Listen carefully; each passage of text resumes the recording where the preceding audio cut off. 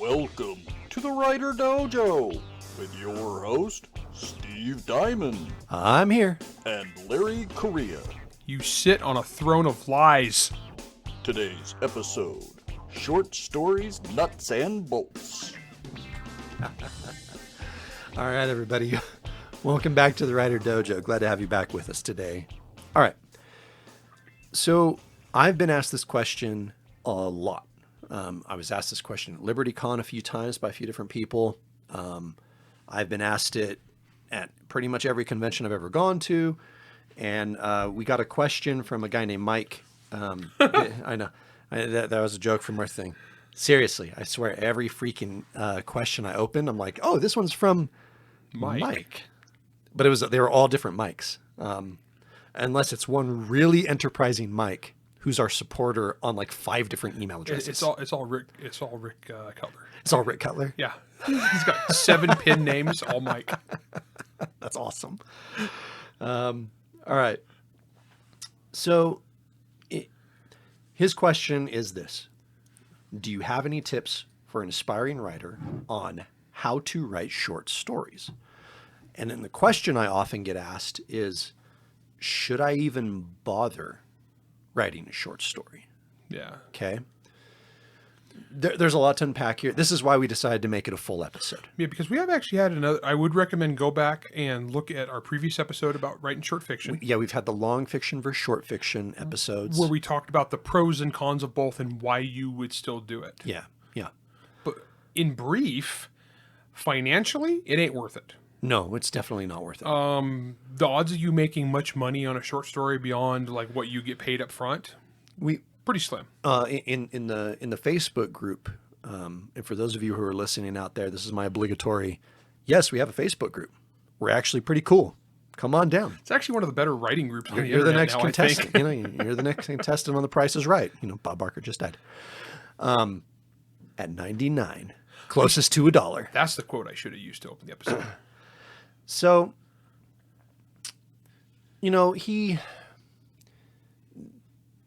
there is a lot going on with short fiction. And in our group, we had a question the other day where a person was talking about, it spawned from our conversation with Ian in terms of like starting your own press and all the anthologies. Because he started Raconteur Press, right. and they've actually been making money. They've been doing pretty good. Yeah. And so the question that they asked was, well, like how do you pay people when it comes to this, and should I be worried? And the interesting thing was I saw like 2 or 3 wildly diverging opinions in there. Some was, oh, if I don't get a pro rate, a professionally rated per word dollar count, cent count, 5 cents a word, 5, 6, 7, 8 cents, whatever it is. And I think it's 8 is the current standard. Buck a word. Yeah, buck a word. Jeez. It is good to be king. Good grief. But if you get that, if you're not getting that, then they say, oh, it's not, I don't trust him. It's not worth it.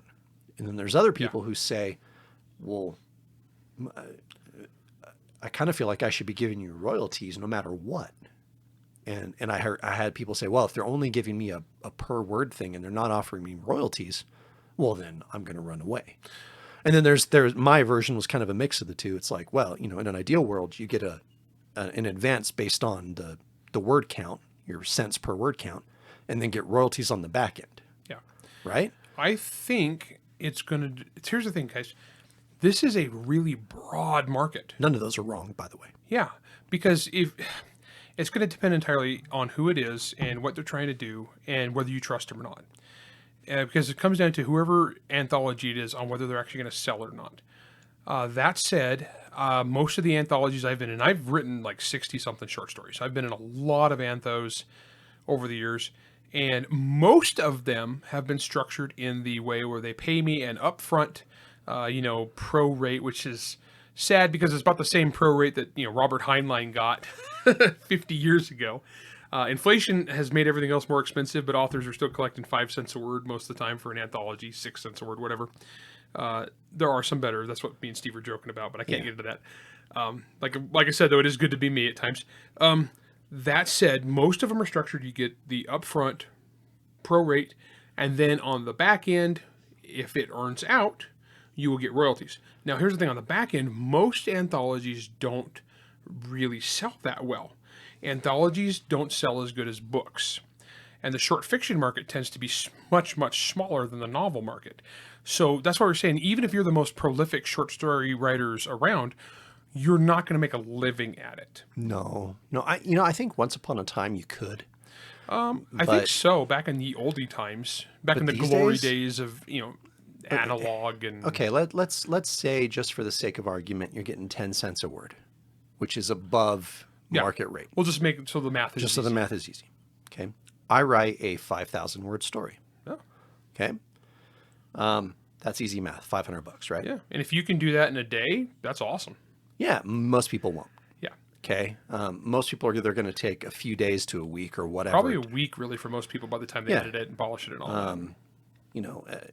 And shift gears to write the story, and then shift gears back to whatever the regular think stuff it is. through, and because a lot of times you're getting asked to write a short story spur of the moment. We talked about this on our episode with Ian. How it's like, how I was talking about how they're like, "Hey Steve, how come you haven't written for us?" I'm like, "Well, I haven't been asked." I'm like, "Well, we want you to write this short story." I said, "Oh, okay, cool. When's it due?" 2 weeks. Well, and when you have practice, and we'll get into this, but when you have practice, you can do that, and be like, well, me and you have both had where we forgot. We told somebody we give them an anthology story, and they're like, "Oh, hey, that's due like Wednesday.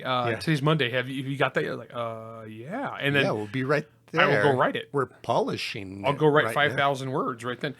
We literally did that for Sean Hazlitt. Yeah, I did that with me and you did that with Sean Hazlitt. I did that with Jonathan Mayberry, where the two of us had forgotten for Urban Allies, and we literally wrote a 10,000 word collaborative story in 2 nights, going back and forth. And we were both busy dudes writing our own novels, so it can be done.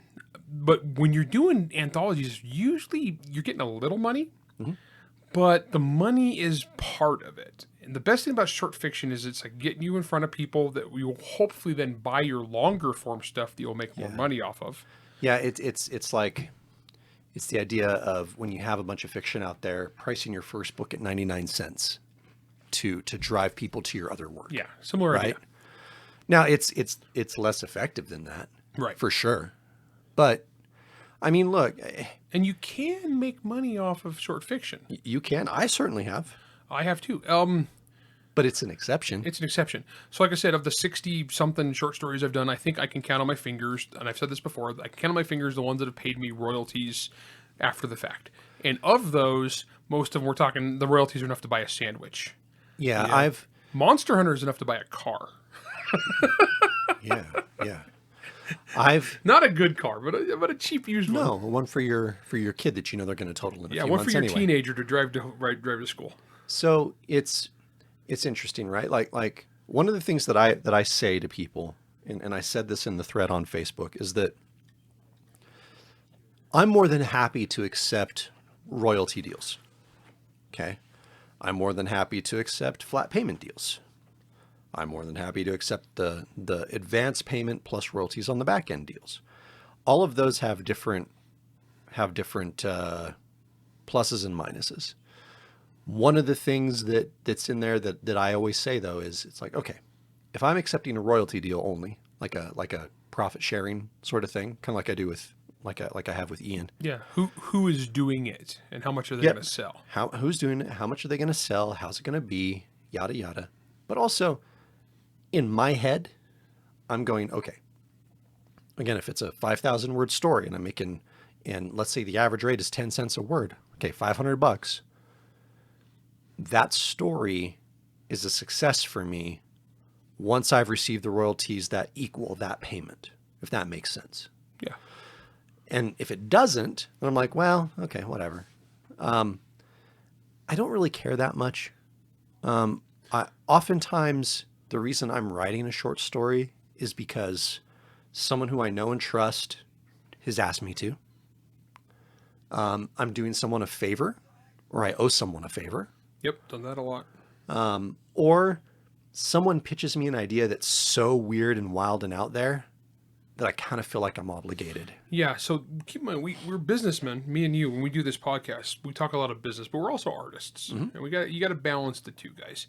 You can go pure business and then be like, I'm never going to write a short story unless I'm in there with a bunch of big, bad mamba jambas and I'm hoping to pick up some readers. And then that's fine. That's fair. But also sometimes you got to be the artistic side and be like, wow, that's just a really intriguing thing. And I got a really intriguing theme and I got a really fun idea. And I could take the time. I could take a couple days, write a 5,000 word story for that. That's cool. You know, Winnie the Pooh Cthulhu. Yeah. I'm like, well, You would have did that for free. I have to. Yeah. You would have. Yeah. Let's be honest. You were just going to write that no matter I what. I was. I mean, I'm happy to take the 14 cents a word I got. That's nice. Yeah. That's pretty good. But again, that's a flat fee. There's no royalty. Right. But I mean, Well, like I said, I was jazzed to write that story. most of the 6 or 8 cents a word ones I got, I never got anything on the back end. Nope. So I mean, so there's the just don't be too artist. no.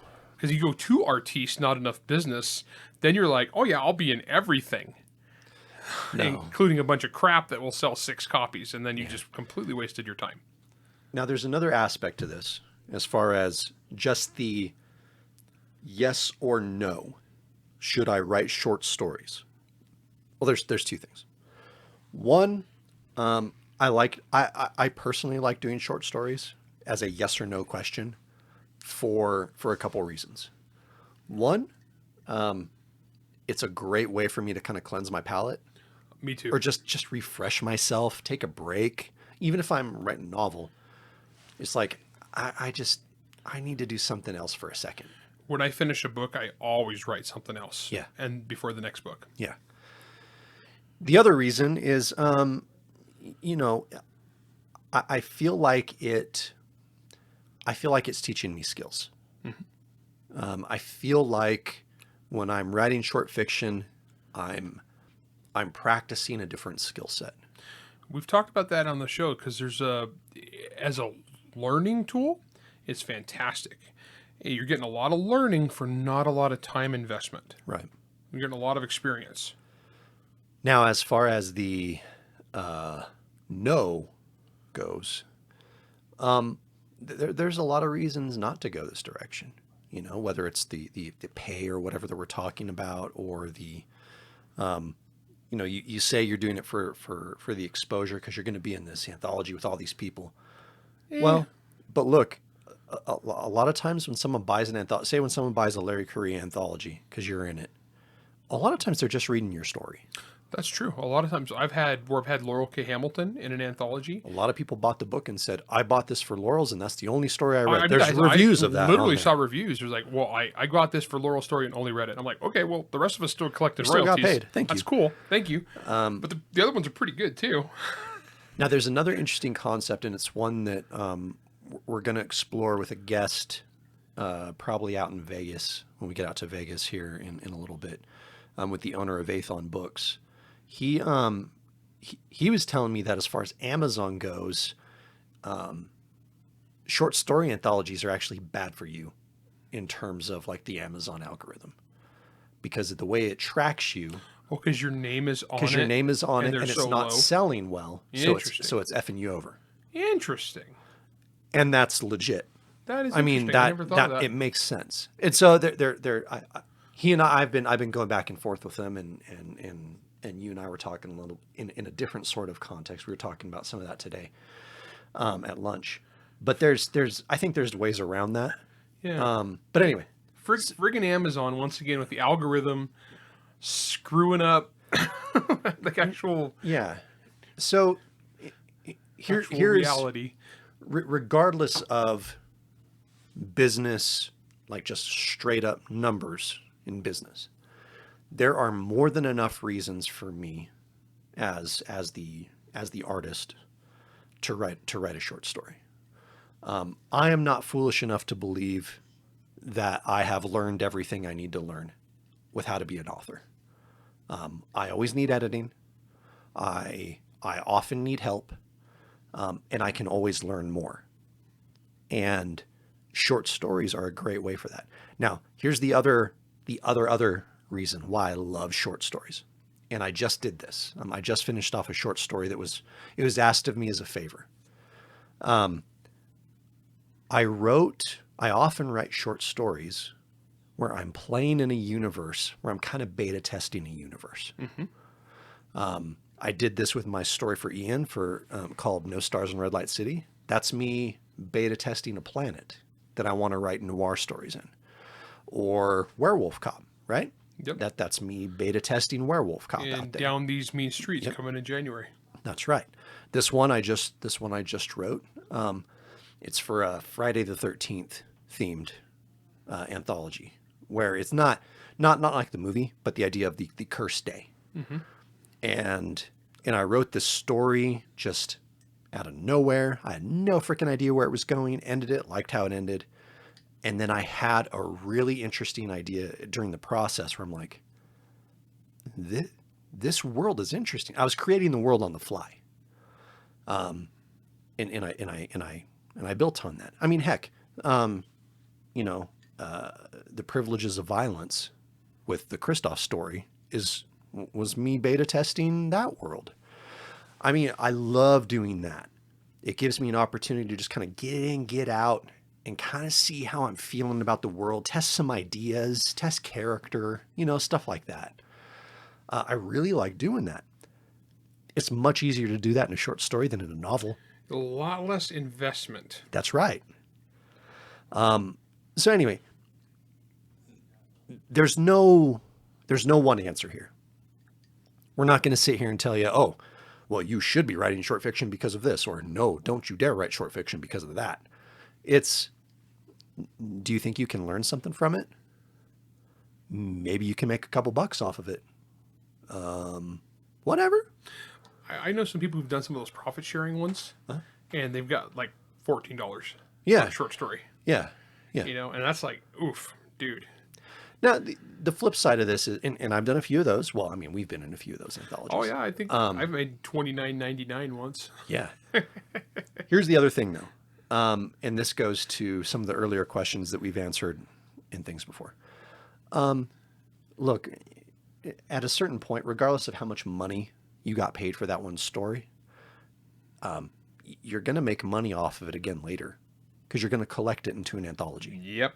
That $29.99 story will later appear in Target Rich Environment Volume whatever. Right.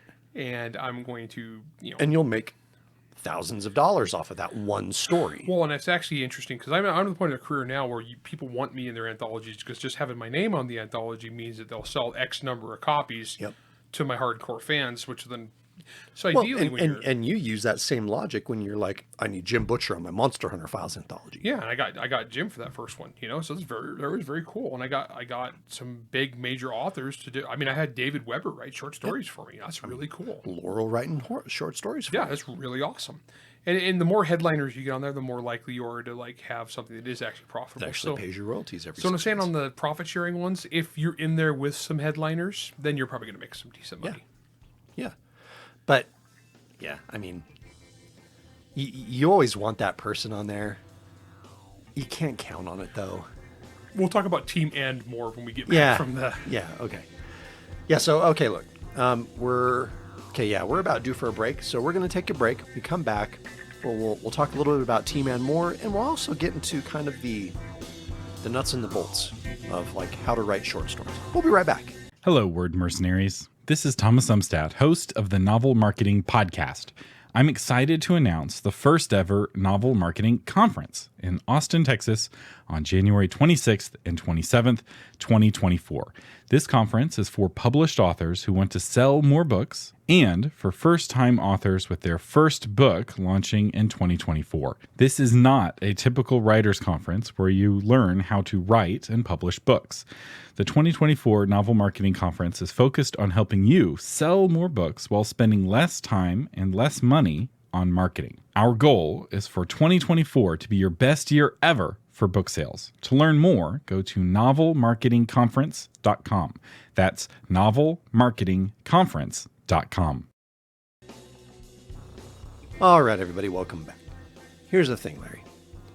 When you're an author, especially when you're starting out, there's when you're doing short stories, for example. We know so many people. In fact, this was how I started too. You're breaking in when you're writing short stories and you're getting in anthologies. But the vast majority of time, you're not going to. It's not like your name's going to be on the cover of the book. No, that's where we call team and more. Yeah. That's when you have the anthology and it's got featuring stories by blah, blah, blah. Dirk Slabfist. Yeah. James Patterson. George R.R. Martin. And more. And more. So your team and more. Yeah, your team and more. Because they can only realistically put so many names on the cover. They're going to put don't get offended. The people they put on the cover is to make you guys more money. Yeah. That's it. That's all it is. And you can tell, honestly, where a writer is in their career by if they make that and then how high they are on that. Yeah. You know? Yeah. I mean, it's silly, but it if is what it is. If it's a small press, with largely filled with people who are beginners or are just starting out, but you've been around for a minute, you're probably going to be on the cover. Yeah. Okay. Well, like Steve, you're just saying you've been on the cover, of some, and you're like, but who else am I in there with? Oh, okay, I see where I'm on the cover. Yeah, I mean, and that's not. I'm not insulting myself. I'm not insulting the other authors. It's just like, well, that's just the nature of this collection. This collection is largely featuring authors who are new. Therefore, me, who's been around for a minute, I'm going to be higher up on the totem pole than them. Yeah, and so you'll see guys at cons will even have badge ribbons that says team and more. Yeah. Hey, be proud of that. Own that, man. You own that. You got onto an anthology. You sold a story. That's cool. And guys, it's just part of the career, and it's part of building a foundation and getting better at the stuff and learning skills and having fun. So, look, getting published is not easy. Okay.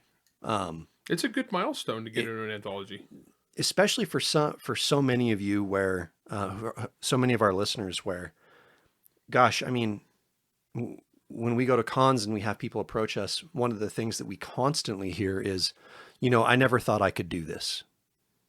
I never thought that I would be able to write. I never even thought it was possible for me to finish a story. And yet, you're finishing stories, you're writing stories, you're selling stories now. You're starting out your careers in a way that, frankly, you're doing it much faster than I did. It took me a long time because I didn't have anybody demystifying this crap for me. Yeah, we try to do some demystification on this show. So I remember my first short story that got accepted. And you were one of the first people I told, Larry. And we were both jazzed because it was a big deal. Yeah. And that led to more short stories and so on and so forth. Be proud of that. Okay. If you decide to take the leap and go that route and write some short stories and you get some published, man, be proud of that. That's awesome. Don't let anyone say, well, it's just a short story, or tell you that it wasn't worth it because it didn't pay you a lot of money. Man, we all got to start somewhere. Yeah. And you're learning skills. I mean, we were talking over the break how there's this weird kind of, I don't know, way of thinking where people who have never read and never written, they watch something on TV and they're like, well, I can do that better. I'm going to go write this epic. Well, they don't have the fundamentals. And that's a lot of what short stories can give you. Yeah, we talk about, there's that whole thing in like sports and music and the 10,000 hours. Yeah, or a lot of times. Which if you do the math, that just translates to 5 years. Yeah. Or like Eric Flint talking about, a million words. Most of us have a million words. I don't think it's that high. I wasn't. No, I mean, I made it way before that. I did too. Even if you count blogging, I still made it way before that. Yeah. Well, and tweeting or whatnot. But the thing is, guys, you got to get the fundamentals down. You got to learn, and short stories are a great opportunity to do that. Yeah. So this comes down to the question then, Larry. What tips do we have for writers who want to write short stories? This comes back to the question that kind of spawned this. Do you do page limits? Do you give yourself a time limit?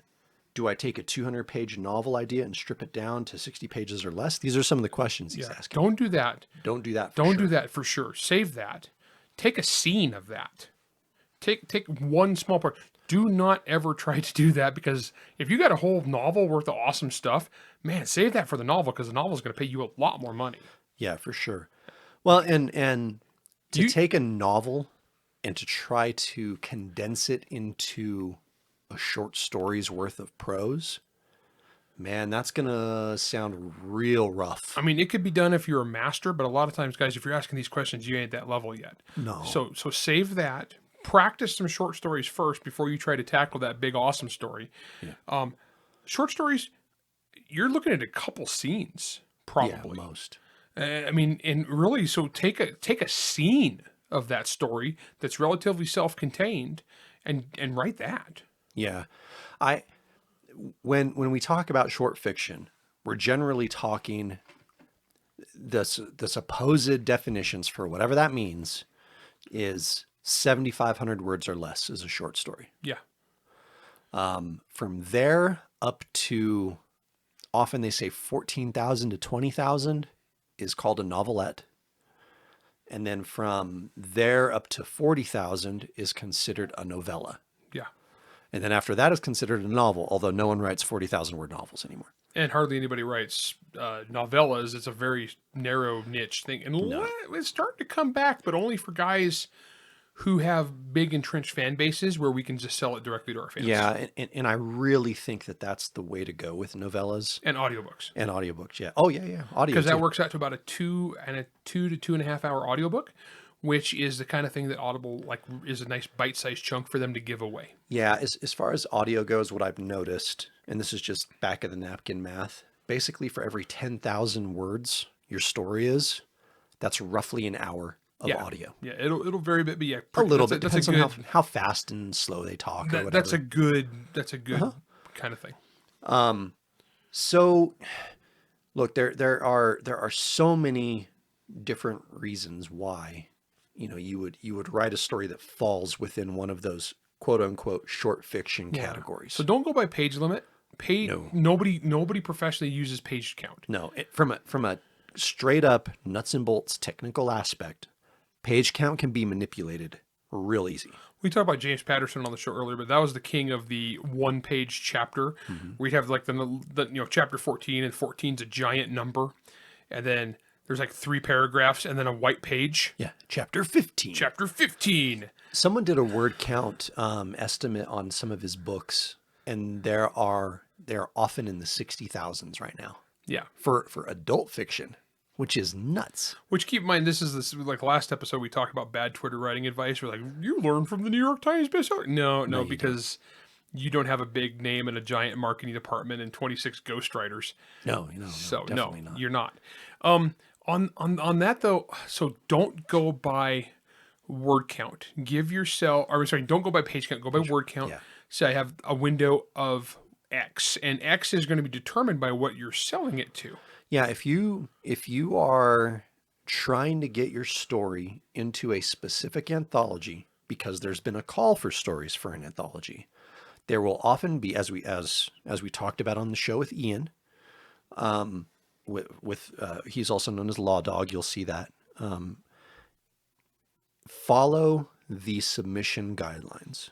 Oftentimes they'll say, okay, well, we want stories that are from 6,000 to 8,000 words, or 5,000 to 6,000 words, or in the case of like a lot of these noir anthologies that you've been putting together, Larry, it was like 8,000 to 10,000 words. Yeah, and we had sometimes if David Weber came and said, "Well, my story is 12,000 words," It's David Weber. You're David Weber. Yes. Congratulations. Hey, new guy. Shave 2,000 words. Start shaving. So go by that. And if you're a little short or a little over, that's usually fine, but try to stay in the window that's specified really close. Yeah. From a financial aspect, the people putting together the anthologies generally have a monetary budget that they have been given to pay out to authors for their stories. So if they're paying 5 cents a word, usually in the contract it's going to be, we'll pay you 5 cents a word up to 5,000 words, 7,000 words. Because after that, if you turn them in a fatter story, they don't have the money. No, they can't. And because it's not just about you. Keep in mind, you're an anthology with 12 other people, 14 other people. Well, and if everybody goes over by 1,000 words, like, and you've got 10 other authors, well, that's another short story's worth. Yep. And this doesn't just go down to the monetary cost of the money that you're giving out to the authors. There's literal financial constraints when it comes to the print cost of the book. Yep. All that stuff is taken into account. So shoot for the window. Yep. And then, honestly, we talked a little more nuts and bolts. We had another episode about writing short fiction you probably want to listen to. But early in, I'm making in late, out early. Yep. Arrive late, exit early. Yeah, so you don't need to tell the entire history of the universe. You're telling one small chunk. Well, and how much of that universe and how many of those ideas you get into depends on how long your story is. Well, and If also it's a 3,000 word story, the kind of story. not doing much. If I'm writing an action type thing, then my ability to convey a ton of world building, I mean, just because I'm using up so much verbiage of events happening, it's not going to be that kind of story. So think about, what am I trying to accomplish here? What's my goal? If I got only 3,000 words to play with or 5,000 words to play with, and it's like, what am I trying to get here? Am I trying to have an action scene? Am I trying to have a comedy scene? Am I trying to have like a world building scene? And if I can accomplish multiples, that's great. But I got to have my primary focus and my secondary focus and my tertiary focus, and I go from there. Yep. I mean, if my story is, say, 4,000 words, I know I really only have, a few scenes I can write. Well, because if you're not thinking in terms of word count, you're thinking in terms of page count. Most of your scenes in a book are really about 5,000 words. Yeah. Really, it's probably average. Average. I'm guessing. Well, especially for fantasy. If it's thrillers, it's much less. Oh yeah, okay, But- okay. So like, I like Son of the Black Sword's paced like a thriller, but I look at my chapters. Most of my chapters in Son of the Black Sword are about 5,000 words. Yeah. You know, some are shorter, some are longer, but I try not to go too long. So you think about, that's about what you're looking at in a short story, is what you can accomplish. So don't navel gaze too much unless that's what you're going for. Yeah. And a lot of this too, guys, short fiction, because it's not the kind of thing you're going to spend a lot of time outlining, because it's too short. Yeah. You just need to like run and gun, man. Just pick a direction and run. As writers, and we talked about this in one of the very, very first episodes we ever did for this show, well over, 100 episodes ago. Oh my gosh. And that was the concept of idea management. We have a million ideas. Yeah. We're assaulted with ideas all day, every day. So a lot of the times when we're asked to do a short story, we kind of like go through the mental Rolodex. And we're like, oh yeah, I got that idea. That'll work. Very rarely is it, oh, we want you to write this story, and you go, oh, okay, I have no idea what I'm going to do. No. Oftentimes we have either a weird character concept we've been thinking about, a weird world concept we've been thinking about, magic, whatever, some monster, Yeah. we go. Pick one or two of those and go. Don't oversaturate ideas in a limited space, because what's going to happen there is it's hard for the reader to absorb it all in that short amount of time. Okay, so for example, if you have a novel, you can introduce 10 characters in the very beginning of a novel, and it's okay because you're going to get to know them. Mm-hmm. If you introduce 10 characters in a you're gonna short kill them all, story, whatever. Yeah, but if you introduce 10 characters in a short story, that's a bombardment, and the reader is just going to hit the reader's brain, and most of them are going to bounce off. Yep. Especially if you describe 10 different characters, it's like, oh my gosh, that reader ain't going to keep up, and now he's confused, and he's just started to skim. Mm-hmm. Now, if your short story, I had this conversation with Casey. For the longest time, when it came to short stories, and I think this may have started with the Bane Big Book of Monsters that we were both in. It was all kaiju stories. And I think it started there. Like, I specifically wrote a 4,000 word story for that because it was just basically one idea, right? A samurai climbing a kaiju the size of the mountain, trying to figure out how to kill it on his way up. That was it. That's it. But 4,000 words is not very long. I figured as long as it was good enough, maybe it would get in because it didn't take up a lot of real estate. They could squish it in. Then fast forward several years, and I get the contract for the first Noir Fatale anthology. I get the contract from Casey, and I'm going through all the the TOC, the terms and conditions and everything, and I get to the part where it talks about word count. It's like 8,000 to 10,000 words. I'm like, wait, what? and my natural inclination is to say, oh man, how am I ever going to fill up this much space for a short story? Like, I don't freaking know. Well, turns out all it means is that you have more real estate. I can, instead of having one idea, like we're talking about with the short story, with the samurai climbing the mountain. Okay, well, I have more. Well, what should I write? Oh, well, I've got Kristoff, and I've got these golems, and I have, and he has an assistant, and they're searching for this thing. But then there's this other group. Like, all of a sudden, you can pack more ideas into it. Yeah, you can, like 3 or 4 characters working on something, and you can really start developing like almost a full story when you're talking 10,000 words. This one that I got asked to do that I've just finished up, it's like 9,500 words, and there's some world building in there. That's pretty chunky. Yeah, there's world building in there. There's multiple characters in there. There's talk about the past, historical events that are not in the story, obviously. References. There's references to the future, to all these different events. You can squeeze all that in when you've got 10,000 words of real estate. Yeah.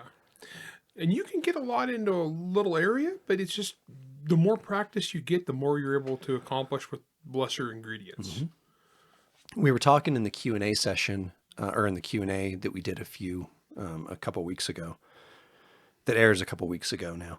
And one of them is, in short stories, you're going to be very, very tempted to do the opposite of what we're talking about, where you're going to want to try to throw in so much stuff into it to try to show that's like, look, this is a complete story. There's all this cool stuff. You don't need to do that. A lot of times, one of the biggest things I've learned from writing short stories is when to just leave it be. When to, it's like the old David Weber, Larry Correia quote that we referenced. Yep. Why use 10 words when 2 will do, or why use 2 words when 30 will do? David Weber will never use. David Weber will never use 3 words when 5 will do, and Larry Correia will never use 3 words when 1 will do. Right. Short stories is very much the latter. Yeah, go the Larry Correia route. Definitely. No offense, David. No. It's a very different game. Very different game. But there's a lot of times where I'm writing and I'll find, I was doing this last night actually. I was finishing off this story and I'm like, I'm talking too much. Cut. Instead it was like, well, that's just how graveyards work in this world. Yeah, that's a good point. You don't have to explain it. You can just have it happen, and it's a short fiction. They'll give you enough leeway to be like, oh, okay, that must be how graveyards work in this world. Like Lost Planet Homicide, I squeeze a novel worth of world building into 20,000 words. Yeah, and a lot of times... I don't explain it, though. There's one specific example I want to use from there. A lot of it, especially in the first novella, you're like, yeah, there's 5 peaks. Because there is. And I did it in like voiceover. I did it in like gritty detective. Yeah. Well, and then later show voiceover. And then later on, it's like, yeah. Below that elevation, poison. 'Cause. Yeah. Like, I don't need to know more than that. Yeah. We get it. It's a hostile planet. Yep. But there are a lot of newer authors, and to be honest with you, I think you might have done this if you'd have written Lost Planet Homicide 15 years ago, I think you and I think me, guys like us, I think we would have tried to squeeze in the whys. Yeah. Why is the planet all poison there? Guess what? No one cares. Doesn't matter. The characters don't care. All they know is, hey, you know what? I'm going to stay out of the poison. Characters take it for granted. It's just the world they exist in. Exactly. In Residue, the character Alex can read minds. And I was talking with Rothman about this, and he said, do you think that the character cares, or that has a reaction to the fact that she can read minds? I'm like, do you think about breathing every day? No. Well, she doesn't think about reading minds. It's natural to her. So, Last Planet Homicide on the 5 Peaks. Well, most of those people have been born there. Yeah. You just take it for granted. Mountains poison. Yucky. Stay away. You eat basically 3D printed protein loaf. Yeah. That's just the way life is. Pork flavored. Writing short stories, nuts and bolts, guys, is about it's how quick can you convey your idea? Can you convey this to people? I always say, how quick can I make you care about my character? Can I do it in a page? I hope so. Can I do it in a paragraph? All right. If I can do it in my first paragraph, make you care, or at least make you interested, then I've won. I wish this is not an anthology that's super common, and it hasn't been reprinted yet into like Target Rich Environment 3. It doesn't exist yet. But I did a short story for CKP called The Dregs. And I wish more people were familiar with this one, because I think it's a really good example of this world building, and that I actually have a ton of world building and a ton of history, but it's all conveyed during an action, like last stand defense kind of narrative. And so I never slow the narrative down. It's just, but there's hints dropped about the background of everybody involved along the way. And so it's like a 7,000-8,000 word story. And by the end of it, you're like, okay, I got a really good grasp on who everybody here is, where they come from, why they're here, what's going on in the world. And it never once stopped to explain any of it. Yeah. Well, I think that the Combat Exorcist story that I wrote for you. Oh yeah, you don't slow down to explain anything. No, but you get it. You get it. You get what the character is. You understand why he feels betrayed, without giving away the story. You understand why he feels betrayed at the end. And you understand why he would feel betrayed. It's all context specific. And you establish the context, and so the reader understands. So that way, when the character experiences it, you're like, oh yeah, I get it. Yeah. And that's it. That's what you're going for in these short stories. Now, but here's the important thing. All of these things we're talking about, the skills, all of this, the concepts of character, getting in, getting out. If you don't think that you can take those concepts and apply them to a novel, you're fooling yourself, because you absolutely can. That's great learning opportunities. Absolutely. So anyway, that's what we have for you today. Kind of some nuts and bolts on writing short stories, some should you, shouldn't yous, how you should treat it, things like that. There's again, we always say this, there's no one way, and there's no one size fits all solution to your questions. Unless it's like pay your taxes. Like there's one solution to that. Pay your taxes. Pay your taxes. So anyway, that's what we have for you today. If you want to write short stories, do it. But understand what you're doing. Try to learn from it. Try to get better through writing them, and figure out how those skills can apply towards writing novels. Because honestly, that's where you're going to make money, is from the novels. So, well, that's all the time we have for you today. Again, if you have any other questions, feel free to shoot them our way. We always answer supporter questions. It might take us a minute because we have a lot of episodes that we're going through, but we'll always get to them. And we appreciate all your support. Appreciate your guys' time. Thanks for listening to us. And this is the Dojo, and we'll see you on the next one. WriterDojo is Steve Diamond and Larry Correia. Produced by Jack Wilder and Bear and Hare Studios. Theme song, Word Mercenaries by Craig Nivo. New episodes come out every Wednesday wherever you stream your content. If you enjoyed this podcast, you can help support us by going to anchor.fm/WriterDojo, by leaving a 5-star rating and review, and by helping to spread the word. To advertise on the Writer Dojo, email ads@writerdojo.com. All questions and comments can be emailed to questions@writerdojo.com. Got the reverb on that one. I know.